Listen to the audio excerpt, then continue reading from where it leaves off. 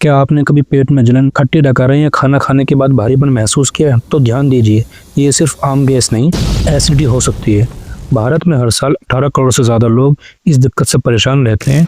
दुनिया भर में हर 5वां इंसान एसिडिटी जैसी समस्या से जूझ रहा है। केस में ये इतनी गंभीर हो जाती है कि इससे अल्सर, इंटरनल ब्लीडिंग या ईसोफेगस का कैंसर तक हो सकता है। इसलिए ये वीडियो सिर्फ जानकारी नहीं, एक ज़रूरी चेतावनी है।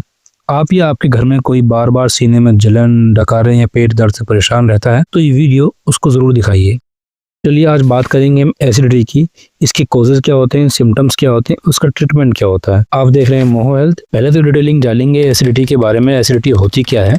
उसके बाद में जानेंगे कि इसके कॉजेज यानी किस वजह से ये होती है, कब इसकी चिंता करनी चाहिए, सिंपल होम रेमेडीज़ क्या हैं, इसके की इफेक्ट्स क्या होते हैं, सिम्टम्स और कॉमन कॉजेज क्या होते हैं जिसकी वजह से ये होती है, इसके पीछे फिर रिस्क फैक्टर्स क्या होते हैं और ये कैसे डायग्नोस होती है, और आखिर में हम जानेंगे इसके प्रिवेंशन टिप्स क्या होते हैं। तो चलिए जानते हैं कि ये होती क्या है और कैसे ये होती है। जब हम खाना खाते हैं तो उसे पचाने के लिए हमारा पेट एक स्ट्रॉन्ग एसिड बनाता है जिसे कहते हैं हाइड्रोक्लोरिक एसिड, शॉर्ट में बोले तो HCl। ये एसिड ज़रूरी होता है डाइजेशन के लिए।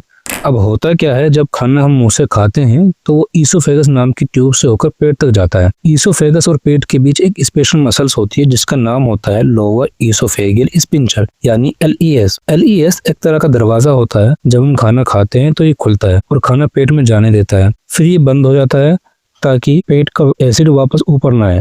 लेकिन LES ढीला पड़ जाए या सही से बंद ना हो तो पेट का एसिड ऊपर चढ़ने लगता है और यही एसिड रिफ्लक्स कहलाता है। इससे हमें जलन, डकारें और कभी कभी एसिड का मुंह तक आना फील होता है। एसिडिटी यानी पेट में ज्यादा एसिड बनना जो पाचन को बिगाड़ देता है। इससे जलन, खट्टी डकारें, निगलने में परेशानी और मुंह में कड़वापन भी आ सकता है। जानते हैं इसके कॉजेज के लिए।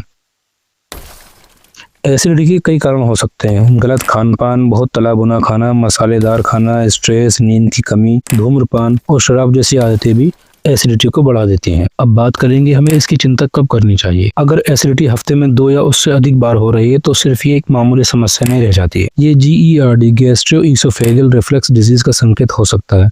ऐसे में डॉक्टर को जरूर दिखाना चाहिए। सिंपल होम रेमेडीज क्या है, इसके कुछ घरेलू आसान उपाय भी हैं जैसे तुलसी के पत्ते, सौंफ, पुदीना, ठंडा दूध, नारियल पानी। ये सब एसिडिटी में राहत देते हैं। साथ ही खाना खाने के बाद 10-15 मिनट चलना और तनाव कम करना ये बहुत ज़्यादा असरदायक साबित रहते हैं। बात करें इसके की इफेक्ट्स की तो की इफेक्ट्स में ज़्यादातर ये देखने को जो मिलता है 30 साल से ऊपर के लोगों में देखने को मिलता है। मेल फीमेल दोनों में ही मिलता है, ऐसा कोई अलग बात नहीं है कि मेल में ज़्यादा है या फीमेल में ज़्यादा है। ऑर्गन जो हमारे इसमें इन्वॉल्व रहते हैं ईसोफेगल, स्टमक और इंटेस्टाइन रहते हैं और इंडिया में 18 से 20% की आबादी इससे अफेक्टेड है। बात करते हैं इसके सिम्टम्स की। इसके लक्षण होते हैं सीने में जलन, खट्टी डकारें, पेट में दर्द, खाना निकलने में तकलीफ और कई बार एसिड का मुंह तक आना भी इसमें शामिल रहता है। फास्ट फूड, गैप देकर खाना, बाहर का तला भुना खाना, ज्यादा देर बैठना या लेटना और नींद की कमी, ये सब एसिडिटी को बढ़ावा देते हैं। अब इसके पीछे के रिस्क फैक्टर्स क्या होते हैं, किस किस वजह से ये हो जाती है। मोटापा भी बढ़ाता है, प्रेगनेंसी में भी हो जाती है, डायबिटीज है, अस्थमा है, हार्मोनल दवाइयां हैं, फेटल हार्निया जैसी स्थिति में ये एसिडिटी बढ़ जाती है। एसिडिटी कैसे डायग्नोज की जाती है। एंडोस्कोपी, pH मॉनिटरिंग,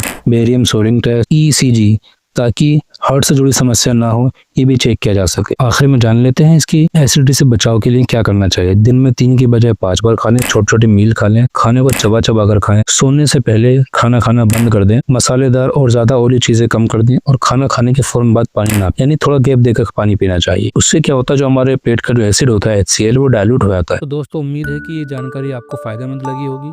स्वस्थ रहें, खुश रहें और अगर कोई सवाल हो तो कमेंट में हमें जरूर बताएं।